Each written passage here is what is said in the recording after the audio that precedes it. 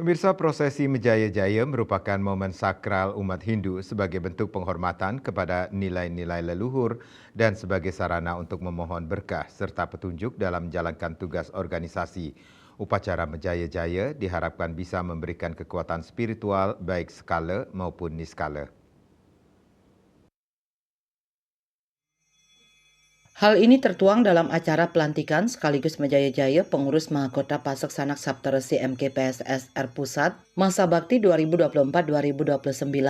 Upacara ini bertepatan dengan pelaksanaan Karya Nganyarin dan Mesinep Pura Caturlawu Ratu Pasek Besake.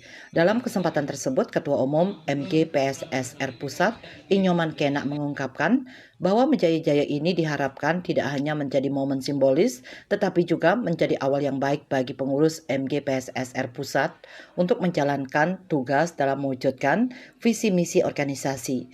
Nyoman Kenak juga menyampaikan salah satu fokus utama pengurus MKPSSR Pusat adalah mewujudkan program-program yang berlandaskan pada pendidikan dan kesejahteraan anggota.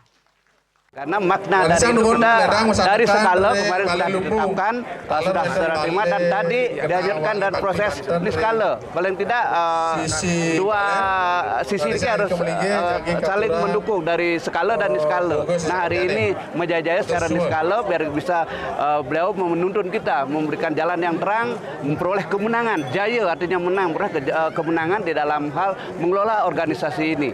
Masalah program kerja sudah diatur kan, itu yang kita harus jalankan. Yang pertama yang harus kita laksanakan yaitu program dari pendidikan dan juga kesejahteraan bagi warga itu sendiri. Itu ya program utama yang harus kita segera realisasikan. Di samping memang program-program yang lainnya, mensosialisasikan namanya dari pengurusan Mahagodra dan juga catur kepasekan itu.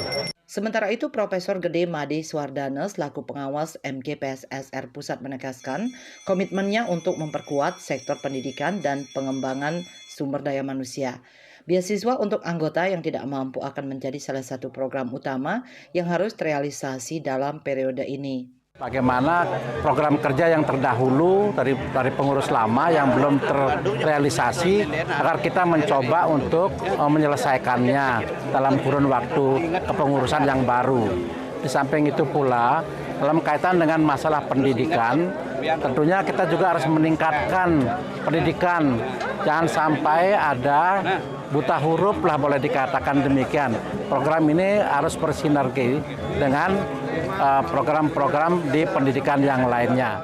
Dengan adanya program beasiswa ini diharapkan dapat mengurangi kesenjangan pendidikan di kalangan anggota dan meningkatkan kualitas SDM secara keseluruhan. Andika, Bali TV.